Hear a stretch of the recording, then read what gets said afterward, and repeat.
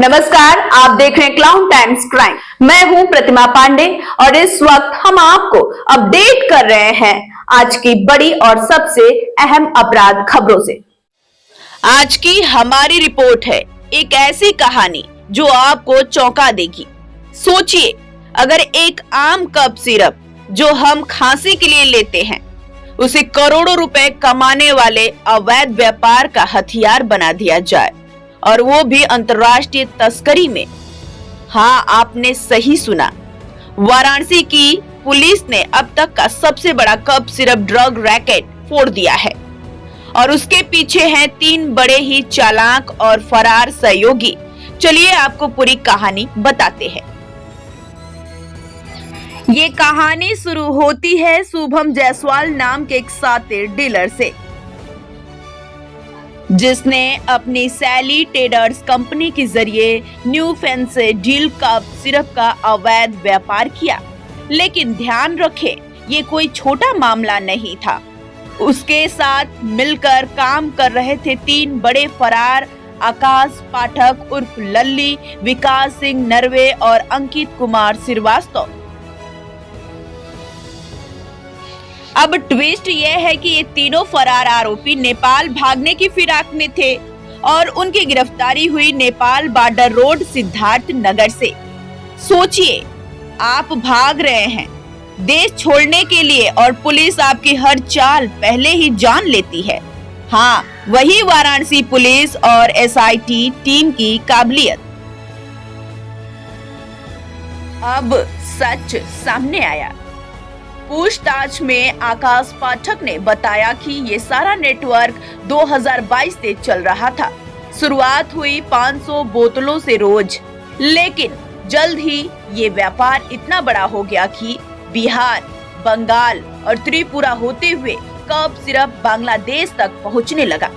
और सोचिए, ये सब हवाला और फर्जी फर्मों के माध्यम से करोड़ों रुपए कमाने के लिए किया गया।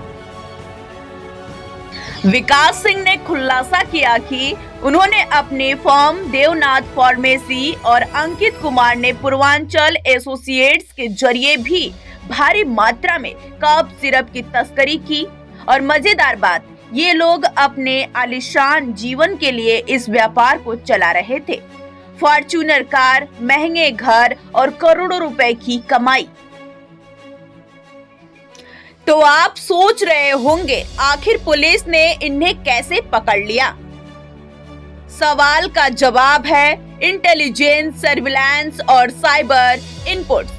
Varanasi police, SIT team, surveillance cell और साइबर सेल ने मिलकर इस पूरे नेटवर्क पर छापा मारा। और ये वही टीम है जिसने 27 जनवरी 2026 को तीनों अभियुक्तों को पकड़ लिया। गिरफ्तारी करने वाली टीम में शामिल थे प्रभारी निरीक्षक दया शंकर सिंह, उप निरीक्षक विकास पांडे, अंकित सिंह, मनीष सिंह, अजीत मौर्य और कई अन्य। एक और ट्विस्ट, 2 अभियुक्तों पर पहले से NBW और लुक आउट नोटिस भी जारी था, यानी पुलिस लंबे समय से इनके पीछे थी। पूछताछ में अभियुक्तों ने खुलासा किया कि उन्होंने सिर्फ कप सिरप ही नहीं बल्कि ऑन रैक्स और इस्फक जैसे अन्य कोडेन युक्त दवाओं का भी व्यापार किया। हर फर्जी फर्म, हर ई-वे बिल और हर GST इनवॉइस, सब उनके करोड़ों रुपए कमाने के खेल का हिस्सा था। सच में ये कहानी फिल्मी लगती है, लेकिन ये हकीकत है। तो दोस्तों, अगली बार जब आप कप सिरप देखेंगे, याद रखिए कि इसके पीछे सिर्फ खांसी नहीं बल्कि करोड़ों रुपए का एक बड़ा ड्रग रैकेट भी हो सकता है। वाराणसी पुलिस की टीम ने इसे धराशायी किया, लेकिन सवाल ये है, क्या ये केवल शुरुआत है?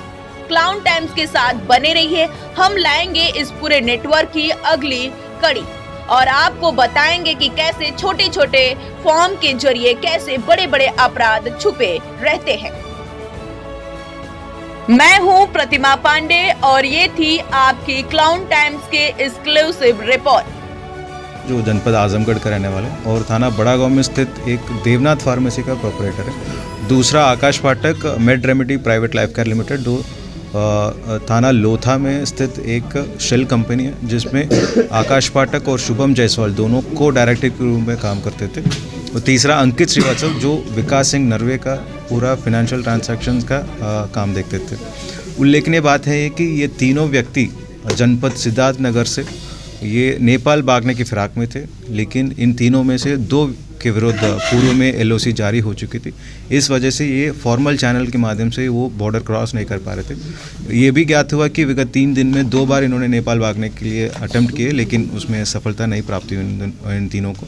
और इन तीनों के बारे में सूचना प्राप्त होते ही तत्काल थाना कोतवाली द्वारा इनको नेपाल बॉर्डर से 5 किलोमीटर की दूरी से पहले ही इनको गिरफ्तार करके आज इनको जेल भेजा जा रहा है। पूछताछ में कुछ संपत्ति के बारे में भी जो जानकारी प्राप्त हुई और इन अवैध संपत्ति के विरुद्ध 107 BNS और 68F NDPS एक्ट के तहत भी कार्रवाई सुनिश्चित की जाएगी। विकास शुभम का काफ़ी करीबी बताया जा रहा है, ऐसे में अब तक क्या चीज़ें सामने आई है? कितनी सीसीओं का डाइवर्ट किया गया था और कितने की लेन देन हुई थी? इन तीनों में व्यक्ति में से जो विकास सिंह नरवे हैं अब तक लगभग 6 लाख कोडिन्यूक कफ सिरप बॉटल का खरीदारी की है शुभम जायसवाल से, जिसका अनुमानित कीमत है लगभग 17 करोड़ का है। और दूसरा आकाश पाठक जो made remedy private life care limited में को डायरेक्टर के रूप में काम करते थे और इनको अनुभव प्रमाण पत्र और जितने भी फाइनेंशियल ट्रांजैक्शन से ये दोनों साथ में करते थे। और अंकित श्रीवास्तव भी विकास सिंह के लिए एक सहयोग के रूप में काम करते थे। हवाले के जरिए पैसों का लेन देन होता था या क्या? पूछताछ में ये ज्ञात हुआ कि ये जो रांची से वाराणसी जो कोडनी कफ सिरप को यहाँ बेचना बताया जा रहा है, वो पूछताछ में ये ज्ञात हुआ कि वो माल यहाँ तक पहुँचता ही नहीं और सीधा रांची से वेस्ट बंगाल और त्रिपुरा के माध्यम रास्ते से बांग्लादेश की तरफ भेजा जाता था। और पूछताछ में कुछ लोगों का नाम भी प्रकाश में आई है जिनका नाम गोपनीय रखा जा रहा है, ताकि इनके विरुद्ध भी जो शीघ्र ही लीगल कार्रवाई सुनिश्चित की जा सके। पूर्व में भी इसके कुछ खिलाफ आपराधिक पूछताछ में ये ज्ञात हुआ कि विकास सिंह नरवे हैं 2021 में जनपद जौनपुर में से IPL बैटिंग मामले में ये जेल जा चुके हैं और बाकी जो 2 लोग हैं इनका भी क्रिमिनल हिस्ट्री अन्य जनपदों से भी कंगाला जा रहे हैं। क्या लगता है आप शुभम तक पहुंचने की जो कोशिश है वो कामयाब होगी या कुछ? ये जो 3 लोग गिरफ्तार किए गए ये तीनों शुभम जायसवाल का इनर सर्कल का सदस्य हैं और इसके अतिरिक्त जो पूर्व में नाम प्रकाश में आई है अमित जायसवाल और दिवेश जायसवाल, इन दोनों को भी शीघ्र ही गिरफ्तार करके जेल भेजा जाएगा। और साथ ही साथ ये भी उल्लेखनीय बात है कि शुभम जायसवाल के विरुद्ध NBW भी जारी हो चुके हैं और शीघ्र ही रेड कॉर्नर नोटिस के माध्यम से ये इनको एक्स्ट्राडिशन की कार्रवाई सुनिश्चित की जाएगी।